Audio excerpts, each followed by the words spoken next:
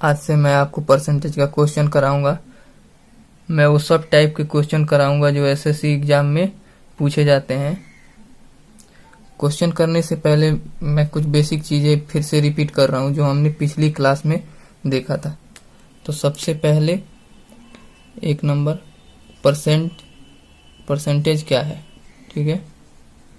तो परसेंटेज का अर्थ होता है प्रति सैकड़ा या 100वां भाग, ठीक है। सेकंड में हम लोगों ने क्या सीखा, अगर हमें परसेंटेज वैल्यू दिया है तो उसे फ्रैक्शन में कैसे चेंज करेंगे। मैं एग्जांपल के थ्रू एक बार फिर से मैं रिपीट कर रहा हूँ इस चीज़ को। अगर मान लीजिए हमें 10% दिया है, ठीक है, तो इसको फ्रैक्शन में चेंज करने के लिए 10 और परसेंट का मतलब होता है 1/100, तो परसेंट की जगह पे 1/100 रखेंगे। जब इसको सॉल्व करेंगे तो 1/10%, तो हमें 10% का फ्रैक्शन वैल्यू 1/10 आएगा, ठीक है। थर्ड में हमने क्या सीखा था, अगर हमें फ्रैक्शन वैल्यू दिया है तो उसे हम परसेंटेज में कैसे चेंज करेंगे। मान लीजिए हमारे पास 1/10 है फ्रैक्शन वैल्यू, इसको परसेंट में चेंज करने के लिए हम इसमें 100 से गुणा करते हैं, तो एक जीरो से एक जीरो कट गया, तो यहाँ पे हो जाएगा 10%, मतलब 1/10 का परसेंटेज वैल्यू 10% आया। चलिए अब क्वेश्चन पे चलते हैं। क्वेश्चन नंबर 1 है, यदि किसी संख्या में 10% की वृद्धि की जाती है तो वह 99 हो जाती है, मूल संख्या ज्ञात करें। तो सबसे पहले हम देखेंगे 10% का मतलब क्या होता है। 10% का मतलब होता है 10/100। अगर हमारी मूल संख्या 100 है, उसका 10% 10 होता है। अगर हमारी मूल संख्या 100 है तो मूल संख्या में अगर 10% की वृद्धि की जाए, अगर हमारा मूल संख्या 100 है, इसमें हम 10% की वृद्धि की जाती है तो ये हो जाता है 110। परसेंटेज वैल्यू था, लेकिन हम क्वेश्चन को परसेंटेज वैल्यू पे ना करके फ्रैक्शन वैल्यू पे हम इसको क्वेश्चन को करेंगे। तो इसका फ्रैक्शन वैल्यू क्या हो जाएगा, एक जीरो से एक जीरो कटेंगे तो 1/10 हो जाएगा। 10% का फ्रैक्शन वैल्यू 1/10 हो जाएगा। अगर हमारा मूल संख्या 10 है, अगर रेशियो में हमारा मूल संख्या 10 है, संख्या में 10% की वृद्धि की जाती है तो 10 का 10% 1 होगा। अगर हमारा मूल संख्या 10 है, उसमें 10% की वृद्धि की जाती है तो ये 11 हो जाती है। लेकिन ये 11 ना होकर के 99 हो जाती है, लेकिन ये 11 ना होकर के 99 हो जाती है। तो हमें 99 करना है तो 11 में कितना से गुणा करेंगे, अगर हम 11 में 9 से गुणा करते हैं तो ये 99 हो जाएगा। तो वैसे ही अगर हमने मूल संख्या 10 माना है तो मूल संख्या में 9 से गुणा करेंगे तो ये हो जाएगा 90, तो ये 90 हो जाएगा हमारा मूल संख्या।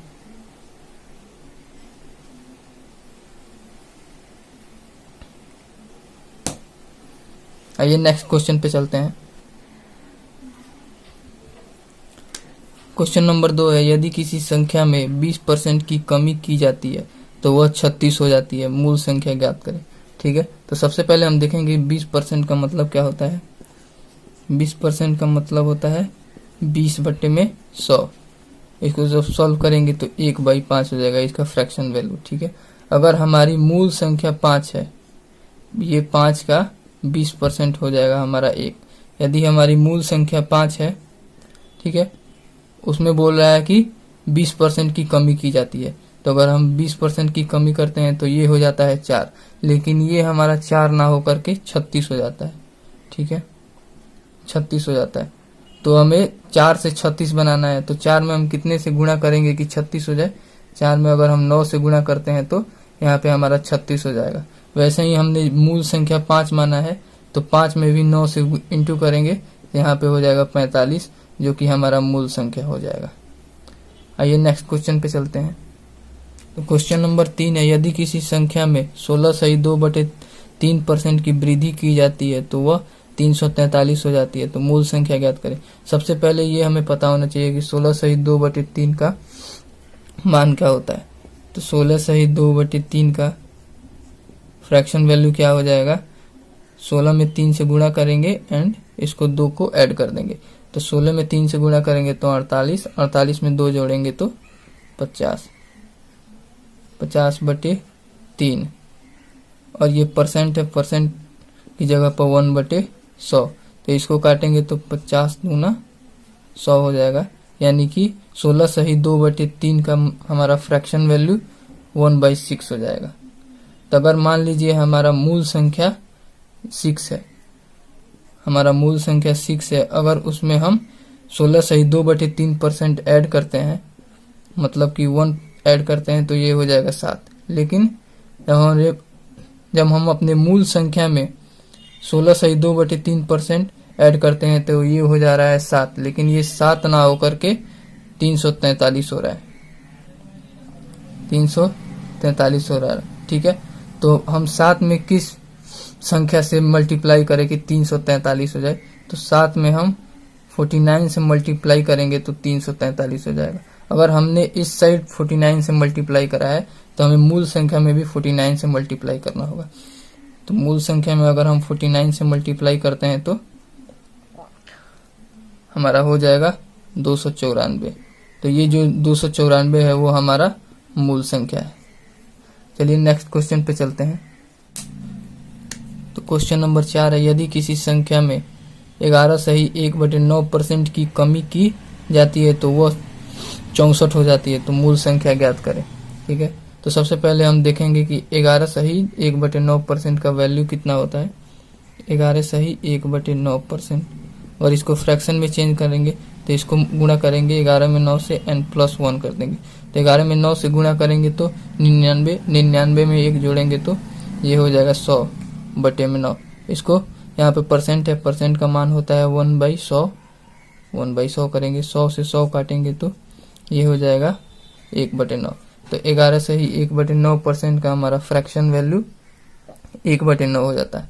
अगर मान लीजिए ये हमारा 9 मूल संख्या है, ठीक है, और ये एक जो होता है, ये 9 हमारी मूल संख्या है, और एक जो है 11, 9 का 11 सही 1/9% 1 है।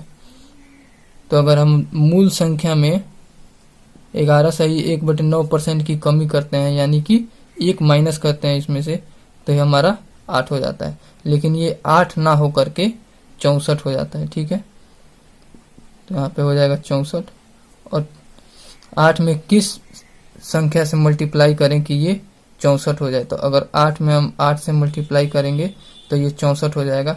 तो वैसे ही हम अपने मूल संख्या में भी 8 से मल्टीप्लाई करेंगे, क्योंकि हमने इस साइड 8 से मल्टीप्लाई करा है, तो हमें मूल संख्या में भी 8 से मल्टीप्लाई करना होगा। तो 8 में 9 से गुणा करेंगे तो ये हो जाएगा 72, 72 जो हो जाएगा हमारा मूल संख्या हो जाएगा। ठीक है, तो एक बार फिर से रिपीट करा दे रहा हूँ। ठीक है, अगर हमें बोला है क्वेश्चन में किसी संख्या में 11 सही 1/9% की कमी की जाती है तो वह 64 हो जाती है, तो मूल संख्या ज्ञात करें। हमसे बोला है 11 सही 1/9% की कमी, तो हमें देखना है कि 11 सही 1/9% का मतलब क्या होता है। तो 11 सही 1/9% को हम फ्रैक्शन वैल्यू में चेंज करेंगे। तो सबसे पहले 11 में 9 से इंटू करेंगे और प्लस 1 करेंगे। तो 11 में 9 से इंटू करेंगे तो 99 हो जाएगा, 99 में 1 जोड़ेंगे यहाँ पे 100 हो जाएगा। अब बटे में 9, और ये परसेंट है, परसेंट हटाते हैं तो 1/100 हो जाएगा। इसको जब सॉल्व करेंगे तो 1/9 हो जाएगा। तो ये जो 9 नीचे वाला 9 होता है वो हमारा ओरिजिनल वैल्यू होता है, और ऊपर वाला जो होता है हमारा रिजल्ट होता है। तो 9 का 11 सही 1/9% 1 होता है। ठीक है, तो क्वेश्चन में कहा क्या गया है, किसी संख्या में 11 सही 9% की कमी की जाती है। ठीक है, तो हमारी मूल संख्या 9 है, अगर 9 में से 11 सही 1/9% कमी की जाती है, अगर हम 1 कम करते हैं, क्योंकि 9 का 11 सही 1/9% 1 आया है, तो 9 में जब हम 1 कम करते हैं तो यहाँ पे हो जाएगा 8, लेकिन ये हमारी वैल्यू 8 ना होकर के 64 हो जाती है। तो यहाँ पे लिखेंगे 64। अगर हमें 64 करना है तो 8 में 8 से 64 करना है, तो 8 में हम किस संख्या से मल्टीप्लाई करेंगे तो 64 आएगा।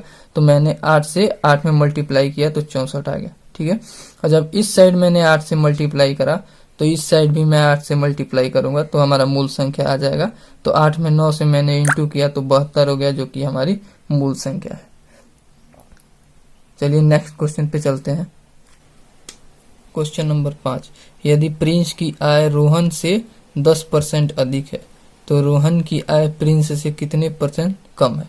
तो सबसे पहले हम यहाँ पे देखेंगे कि 10% का मतलब क्या होता है। 10% का मतलब होता है 10/100। इसको जब हम सॉल्व करेंगे तो 1/10 हो जाएगा। अगर हमारी ओरिजिनल वैल्यू 10 है, ठीक है, तो मान लीजिए अगर ये जो 10 है हमारी रोहन की आय है, ठीक है, उसका 10% क्या हो जाएगा, 1 हो जाएगा। अगर हमारी यहाँ पे हम रोहन ले लेते हैं, यहाँ पे हम प्रिंस ले लेते हैं, ठीक है, तो अगर रोहन की आय हम 10 मानते हैं तो प्रिंस की आय 10% अधिक है, तो यानी प्रिंस की आय कितनी हो जाएगी, 11। हमसे क्वेश्चन में पूछा क्या गया है, रोहन की आय प्रिंस से कितना % कम है। यहाँ पे अगर हम रेशियो में देखें तो रोहन की आय प्रिंस की आय से 1 कम है, यानी कि प्रिंस की आय से रोहन की आय 1 कम है, ठीक है।